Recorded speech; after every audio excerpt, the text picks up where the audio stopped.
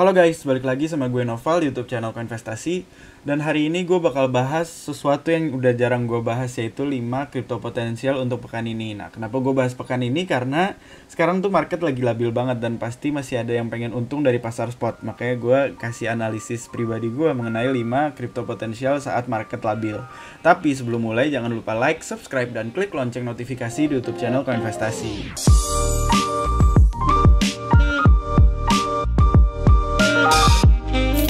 Nah, langsung aja guys. Jadi sekarang Bitcoin tuh lagi labil lah ya hitungannya. Sekarang tuh lagi mulai mencoba naik lagi setelah sebelumnya tuh sempat koreksi sampai sekitar $47.000.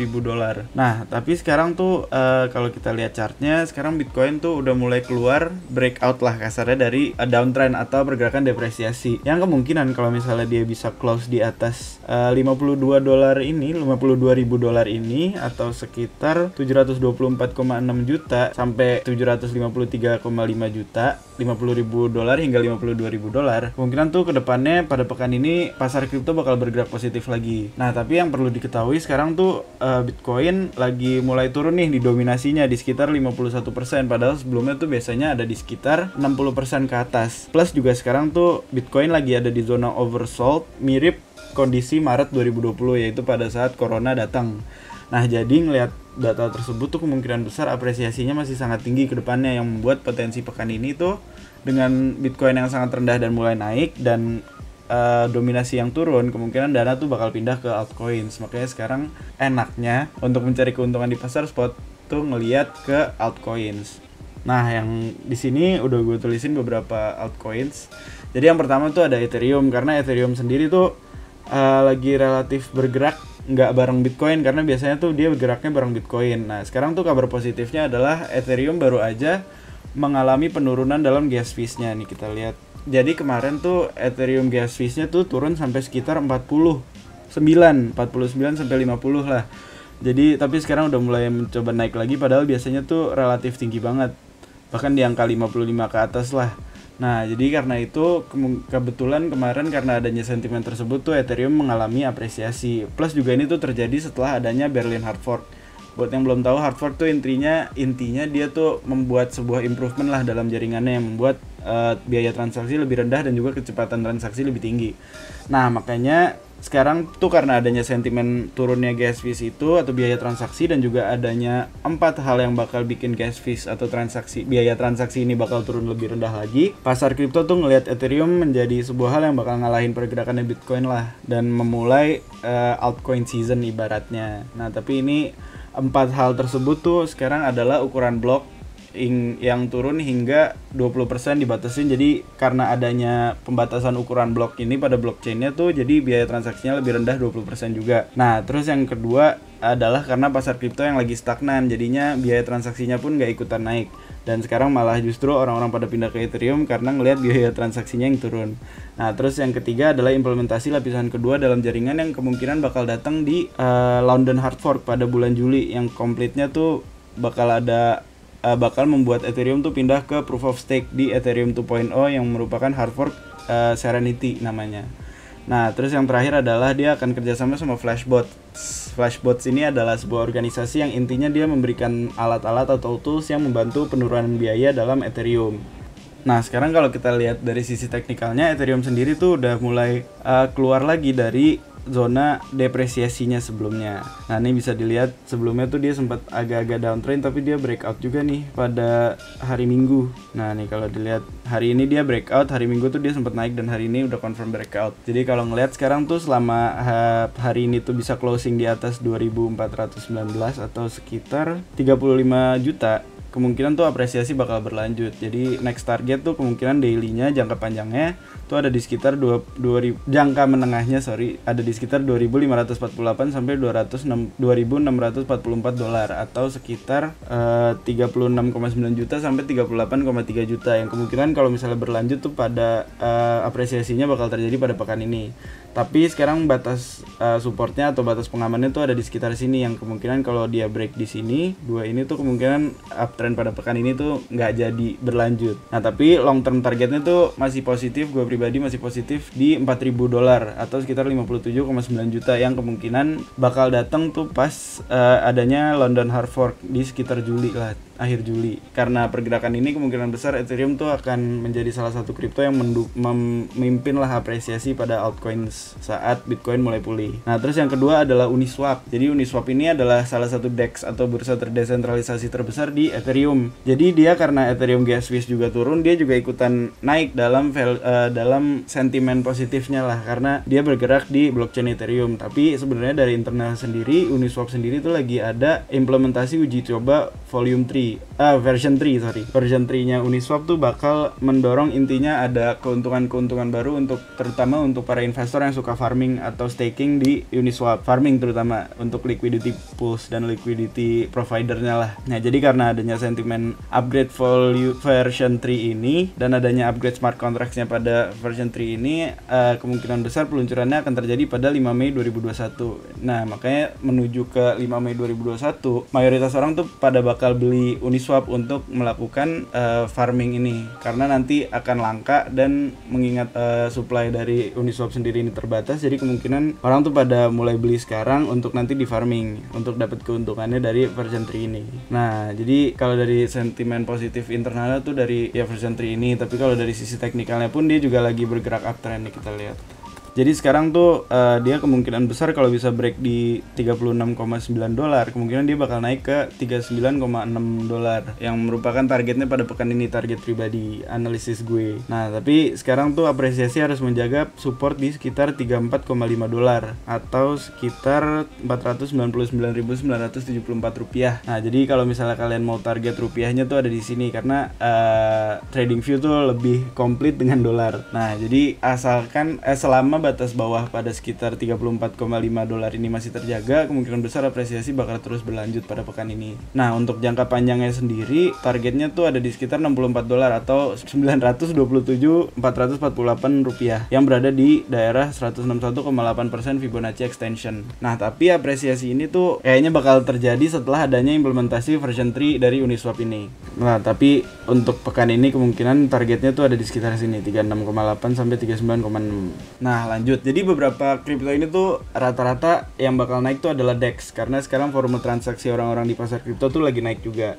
Nah, jadi kripto ketiga tuh adalah Serum atau sebuah DEX yang ada di blockchain Solana, yang emang harganya lagi naik gila-gilaan banget. Kalau mau lihat Solana sendiri tuh udah naik cukup signifikan banget sejak akhir Maret sampai sekarang tuh ada 274%. Nah, makanya kripto-kripto yang bergerak di ekosistem Solana tuh lagi mendapatkan sentimen positif juga, termasuk Serum yang lagi naik daun juga nih bareng Solana, karena dia ibaratnya hubungannya tuh kayak Ethereum dan Uniswap, kayak Binance dan juga Pancake. Jadi ini Solana dan Serum. Nah, makanya dia tuh sekarang lagi memiliki ketertarikan yang tinggi lah bareng sama Solana. Plus juga dia sekarang volume transaksinya tuh ada di sekitar 50 juta transaksi per hari atau sekitar 724,6 miliar per hari. Solana udah naik, tapi Serumnya masih kelihatan ketinggalan. Makanya kemungkinan besar Serum tuh bakal nyusul. Plus dia juga memperlihatkan sisi teknikal pergerakan yang cukup positif lah, karena dia sempat breakout, retest, dan juga dia berlanjut untuk apresiasi lagi. Ini kemungkinan dia karena udah keluar dari zona depresiasinya, kemungkinan bakal terus berlanjut lebih tinggi lagi. Nah, jadi dalam pekan ini kemungkinan kalau misalnya dia bisa ngelewatin $8,14 sampai atau $8,14 atau $117.979 kemungkinan dia bakal naik lebih tinggi lagi sampai ke $9 tuh ada di sekitar sini pada pekan ini. Nah, tapi intinya sekarang targetnya ada di sekitar sini dulu. Kalau bisa break dia baru naik lebih tinggi. Nah, tapi dia harus menjaga batas bawah di sekitar sini sampai sinilah, $6,5 paling parah, untuk menjaga apresiasinya agar terus berlanjut. Nah, tapi untuk jangka panjangnya dia tuh berada, target pribadi gue ada di sekitar $13,75 atau Rp199.265 yang berada di daerah 161,8% Fibonacci extension. Nah, tapi ngelihat juga ketertarikan terhadap blockchain Solana dan juga ketertarikan terhadap ekosistem Solana tuh masih bakal potensi apresiasinya masih bakal tinggi lah ke depannya. Nah, keempat adalah PancakeSwap. Ini juga masih masih bergerak di dunia DEX atau bursa terdesentralisasi, karena PancakeSwap ini tuh lagi mendapatkan ketertarikan yang cukup tinggi. Dia tuh sekarang kan Binance lagi banyak ngeluarin proyek baru karena adanya BSC Starter, ada juga Binance Launchpad yang ibaratnya semuanya tuh rata-rata diperdagangkan sebelum listing tuh di PancakeSwap. Nah, ngelihat hal tersebut makanya Cake sekarang tuh lagi ketertarikannya tinggi banget karena PancakeSwap tuh menjadi bursa utamanya lah ibaratnya di ekosistem Binance. Nah, terus sekarang juga PancakeSwap dapat ketertarikan tinggi dari analis bernama Larry Davis yang juga merupakan seorang influencer di YouTube. Nah, dia tuh menyatakan bahwa Cake ini menjadi salah satu dari 3 kripto yang berpotensi naik lebih tinggi di beberapa pekan ke depan. Makanya sekarang juga karena volume likuiditas dan juga volume transaksi Cake yang lagi tinggi, Cake tuh memiliki potensi untuk naik lebih tinggi lah ke depannya. Nah, bisa dilihat sekarang tuh di saat mayoritas kripto pada turun, PancakeSwap sendiri tuh lagi naik daun banget karena orang-orang tuh mayoritas pada berpindah ke kripto-kripto baru untuk menjadi investor awal. Untuk menjadi investor awal tuh penting karena keuntungannya pasti akan lebih tinggi lah daripada investor yang agak telat. Nah, makanya di sini tuh PancakeSwap menjadi suatu bursa yang ibaratnya sekarang proyek barunya lagi banyak banget. Makanya ketertarikannya naik dan juga tokennya juga harganya lagi naik. Nah, kemungkinan pekan ini tuh bisa mencapai $36,8 atau sekitar 533.305 rupiah. Kalau misalnya $33,5 atau 485.482 bisa dilewatin. Jadi sekitar sini kalau bisa dia breakout ke sini, kemungkinan dia bisa naik lebih tinggi dan dia pasti retest dulu ke sekitar sini untuk naik lebih tinggi lagi. Karena target jangka panjang pribadi gue juga ada di $54 atau sekitar 782.568 rupiah yang berada di daerah 161,8 Fibonacci extension. Nih dari sini 100% dikali 161,8% untuk ngeliat target berikutnya. Karena PancakeSwap sendiri tuh juga ya ibaratnya bursa yang ternama lah, apalagi Binance tuh ekosistemnya lagi naik banget dengan CEO-nya yang selalu membantu dan memaintain hubungan dengan para penggunanya lah lewat Twitter. Nah, jadi itu juga menjadi salah satu yang ibaratnya bisa dilihat dilirik-lirik lah untuk pekan ini bisa dapat keuntungan. Nah, yang terakhir adalah VeChain, di mana VeChain sendiri adalah sebuah kripto yang memiliki implementasi dunia nyata, yaitu untuk pengelolaan rantai pemasokan atau supply chain management. Nah, jadi sekarang tuh VeChain udah dapat ketertarikan dari beberapa perusahaan kayak perusahaan kosmetik, perusahaan perangkat lunak atau software, dan sekarang tuh nambah lagi dengan adanya adopsi dari rumah sakit yang bernama Mediterranean Hospital of Cyprus. Jadi ini di Cyprus, bukan di Amerika. Nah, kalau buat yang belum tahu Cyprus. Nah, Cyprus ini negara sendiri di Timur Tengah. Jadi dia tuh mendapatkan adopsi kalau misalnya VeChain ini bakal digunakan untuk membantu rumah sakit ini menangani pengujian testing COVID-19 lah, COVID-19. Nanti blockchainnya tuh digunakan untuk perpindahan data dan juga penyimpanan data orang-orang yang hasil tes orang-orang yang terindikasi COVID-19 di rumah sakit tersebut. Nah, makanya karena adanya adopsi tersebut kemungkinan besar dia tuh bakal naik lah pada pekan ini, terutama karena sekarang pergerakan teknikalnya tuh lagi bagus banget.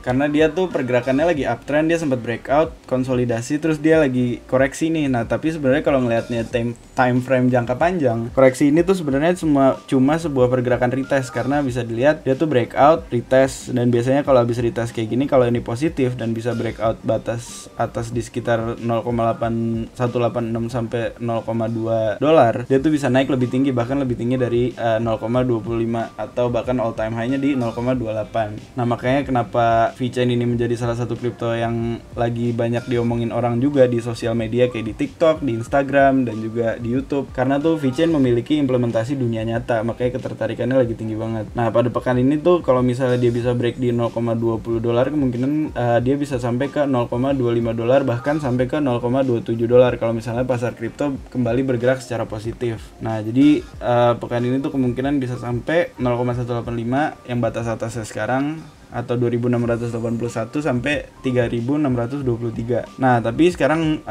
batas supportnya atau batas pengamannya ada di sekitar $0,168 atau 2.434 atau sekitar di sini nih. Yang dia kalau break bisa balik lagi ke zona apresiasi sebelumnya. Tapi kalau misalnya dia break lebih lanjut di 0,142 atau 2.057 rupiah, dia kemungkinan tuh kalau break lebih dalam ke sini, kemungkinan apresiasi pekan ini tuh potensinya bakal lebih kecil lah, karena udah keluar dari zona uptrendnya. Nah, tapi ngeliat sentimen positif dan juga ekosistem VeChain yang lagi diadopsi oleh perusahaan-perusahaan di dunia nyata, kemungkinan besar tuh apresiasi pada pekan ini tuh bakal berlanjut lah, karena ini adalah salah satu kripto yang memiliki implementasi dunia nyata. Perlu diingat kembali kalau misalnya video dan artikel ini tuh merupakan pandangan pribadi gue dan bukan saran atau ajakan untuk investasi atau trading, karena risiko dari investasi atau trading ditanggung oleh kalian masing-masing. Nah, tapi ini 5 kripto ini tuh menurut gue pribadi bisa dijadikan acuan kalian lah untuk melihat, untuk mendapatkan potensi keuntungan pada pekan ini pas market lagi labil banget kayak sekarang.